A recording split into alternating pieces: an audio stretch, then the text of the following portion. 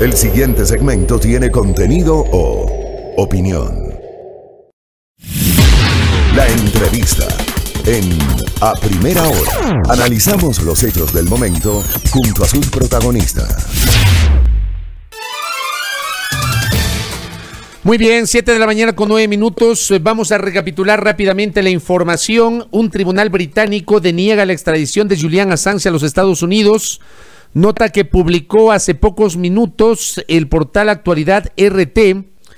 Un tribunal británico rechazó este lunes la petición de extradición de Estados Unidos del fundador de Wikileaks, Julian Assange, que afrontaría en el país norteamericano cargos por espionaje y piratería informática a raíz de la publicación de documentos secretos en su portal Wikileaks en 2010 y 2011. La jueza de distrito británica Vanessa Baraitser ha pronunciado su veredicto en el Tribunal Penal Central de Londres, más conocido como Old Bailey. Esta es la información que se ha generado a nivel internacional respecto a la situación del fundador de Wikileaks, Julian Assange. Muy bien. Saludo con Santo Domingo. Buenos días, queridos televidentes de Majestad Televisión allá en la querida provincia de Sáchila. Qué gusto empezar con ustedes el año, siempre con vuestra compañía. Despedimos a Carolina Centeno y los compañeros de la primera emisión del informativo, ya enlazados con A Primera Hora por la señal de Majestad Radio y ahora por Majestad Televisión. Estamos con nuestras frecuencias en señal abierta en Pichincha, Esmeraldas y Manabí. Estamos en www.radiomajestad.com. Estamos en Facebook Live a través de las fanpages de Majestad Radio y de Primera Plana.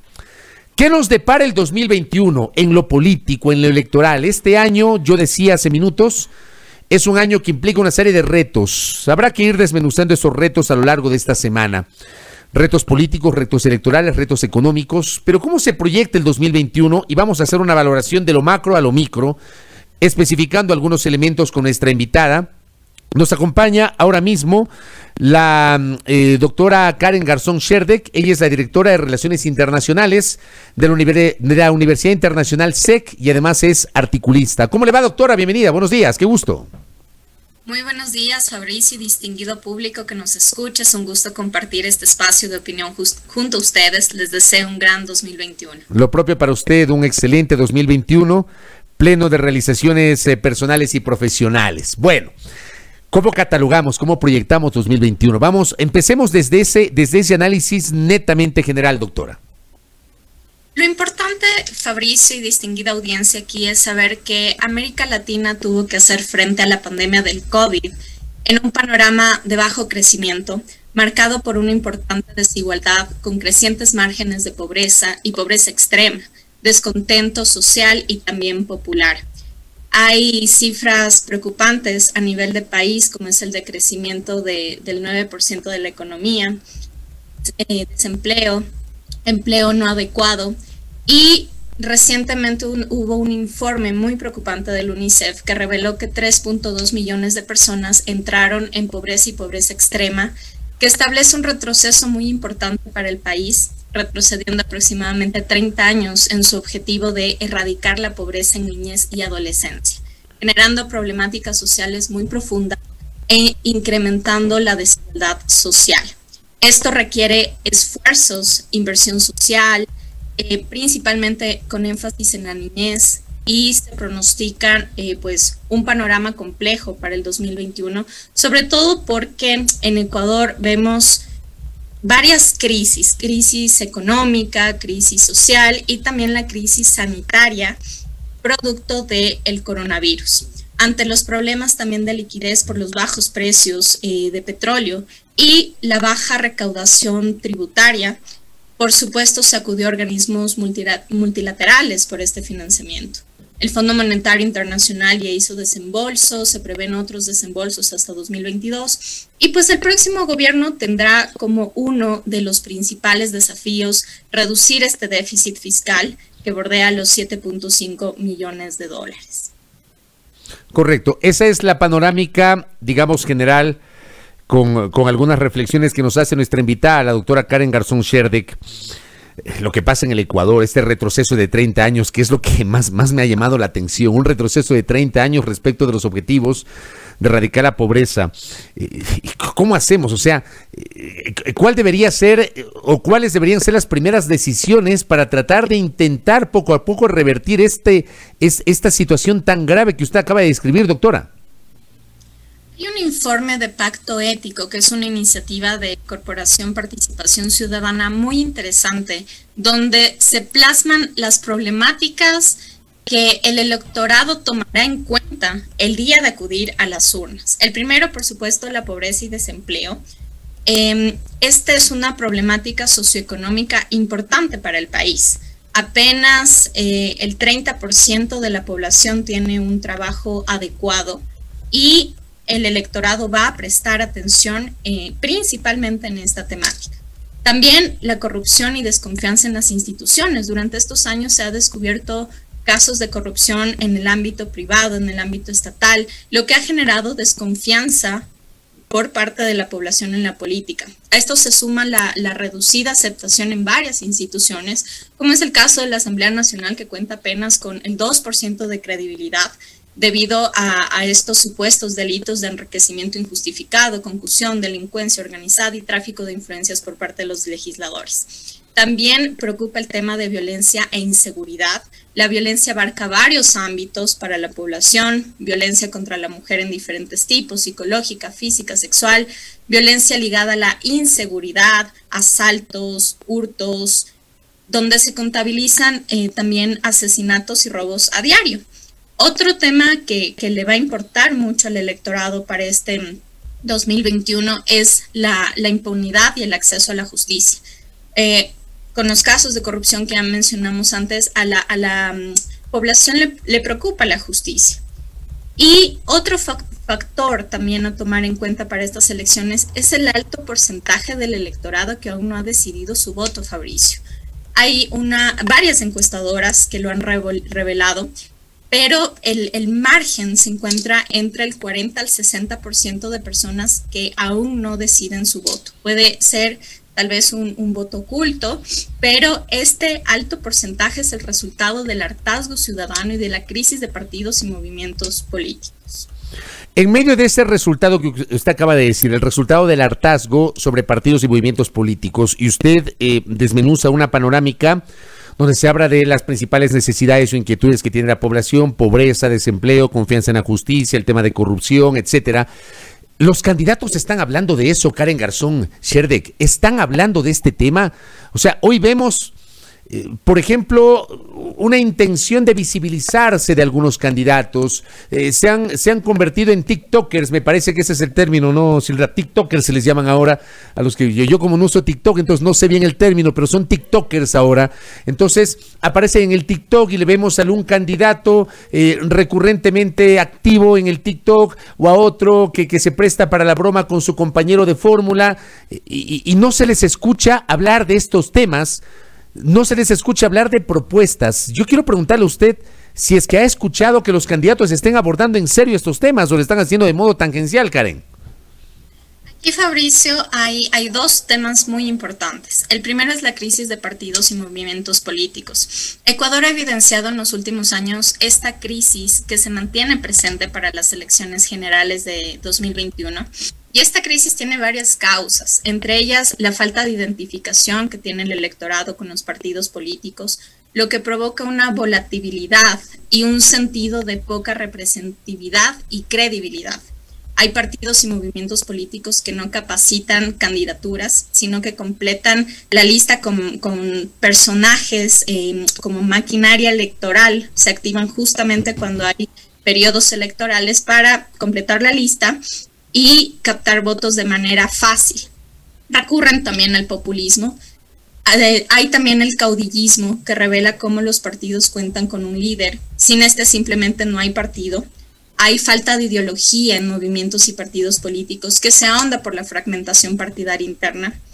Hay también poca credibilidad de la población con las instituciones, algo que justamente comentaba Fabricio al inicio del programa, que refleja actualmente unas cifras mínimas históricas.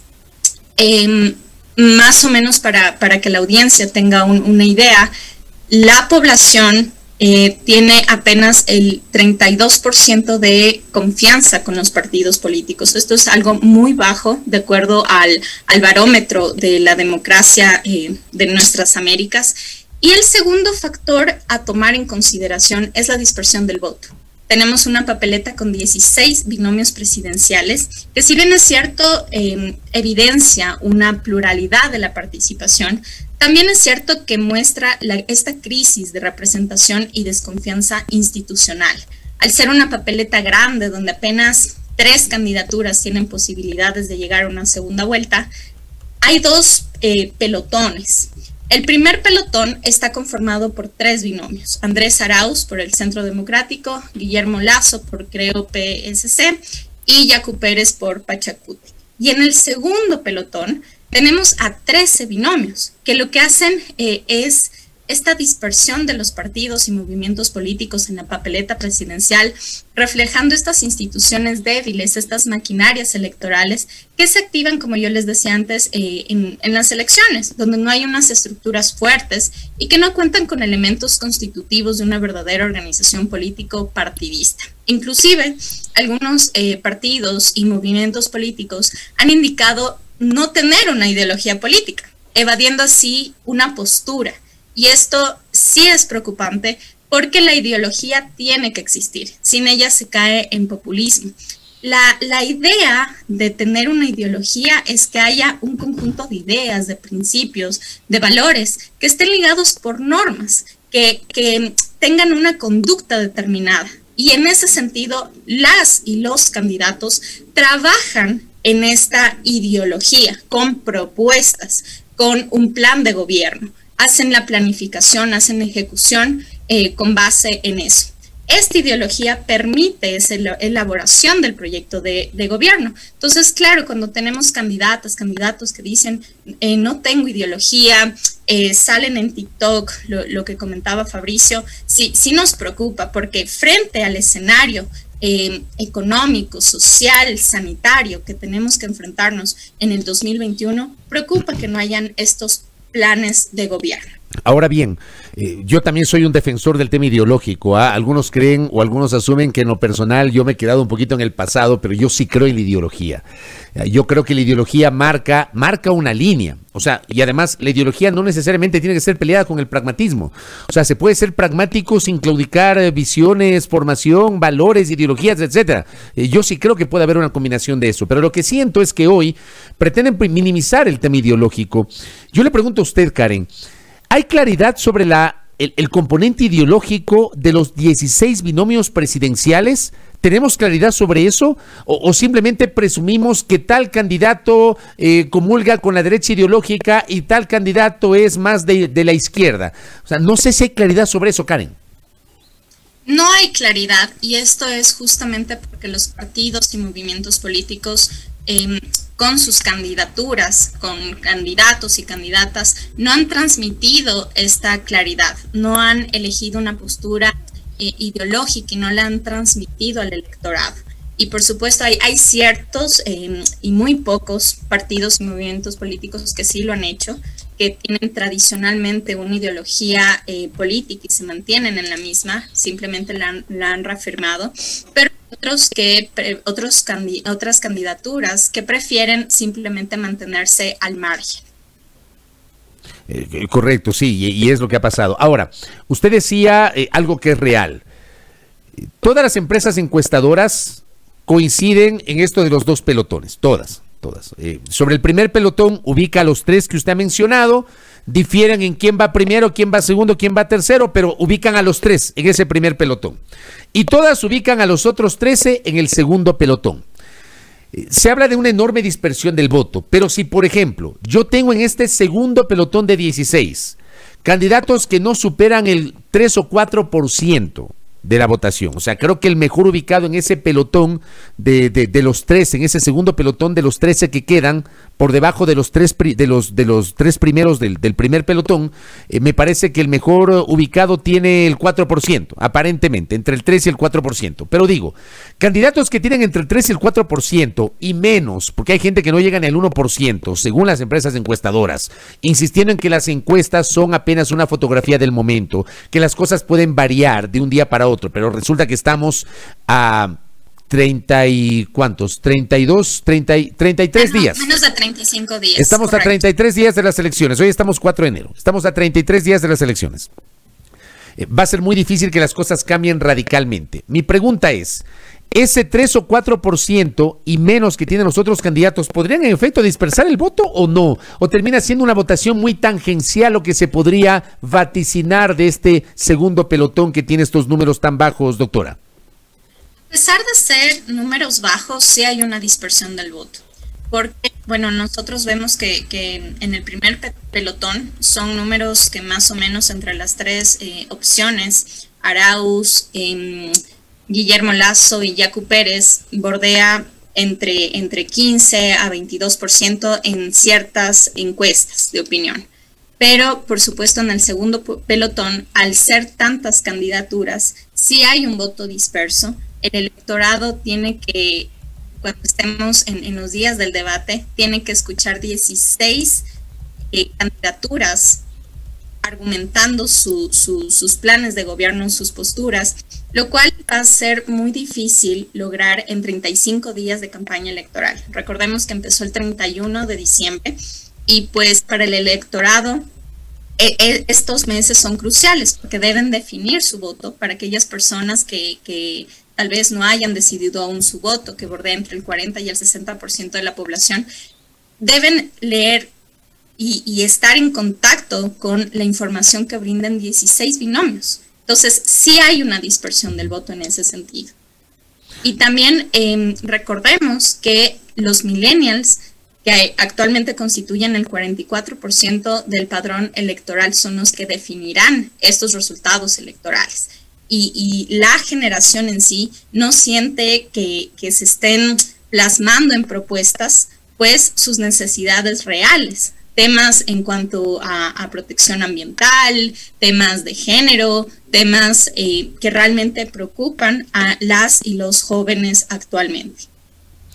Correcto. Me queda clara esta primera valoración de lo que se viene, que es lo más inmediato, que es justamente las elecciones que se avecinan. Y le pido una última reflexión para cerrar, doctor, en honor al tiempo. ¿Cómo proyecta usted el último tramo del gobierno de Lenín Moreno, los últimos 5 meses del gobierno de Lenín Moreno? Muchas gracias, Fabricio. Bueno, tras 41 años de retorno a la democracia, el sistema de partidos y movimientos políticos están en crisis, lo que genera que estas instituciones, como yo les comentaba antes, sean una maquinaria activa solo en proceso electoral, haciendo que el electorado no se siente identificado con los partidos o las propuestas. A esto se suma la poca credibilidad de la población en las diferentes instituciones, traduciendo en problemas de legitimidad, algo imperativo para las y los gobernantes. Las candidaturas deben contar con una ideología en la cual se planifique y ejecute un plan de gobierno que abarque las necesidades reales de la población, donde se planteen propuestas y no soluciones irracionales, como hemos escuchado, como el uso de armas o leyes punitivas para hacer frente a la delincuencia. Quienes lleguen al poder deben recordar que fueron electos por la voluntad del pueblo, y el pueblo es el soberano. Aún existe mucha incertidumbre por parte del electorado en estas elecciones generales, la cual se ve intensificada por esta poca credibilidad que tiene el gobierno saliente. Me parece que bordea el 8%, si no es menos, de credibilidad. Y la pandemia del COVID-19, que trae importantes retos para el próximo gobierno al tener que adquirir y suministrar vacunas para inmunizar al menos al 60% de la población. El electorado debe reflexionar sobre su voto, ya que se encuentra en una situación institucional con profundos problemas socioeconómicos, donde la próxima presidencia marcará una hoja de ruta para los próximos 4 años, que deberá mejorar las múltiples problemáticas que ya mencionamos en esta entrevista, donde las y los gobernantes no deben trabajar por intereses o vendetas personales, sino por mejorar la situación del país y la grave situación en la cual nos encontramos, que, como les comento, es una situación económica, social y sanitaria. Lo de las vendetas personales, créame, debería ser lo ideal y lo posible, pero le veo poco probable en el Ecuador.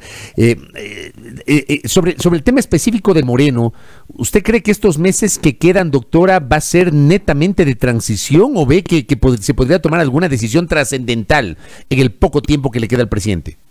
El gobierno actual ya es un gobierno que está de salida, entonces lo que debe hacer es preparar esta transición para el próximo gobierno. Quedan 5 meses hasta el 24 de mayo, cuando es la posesión del nuevo presidente o presidenta electa.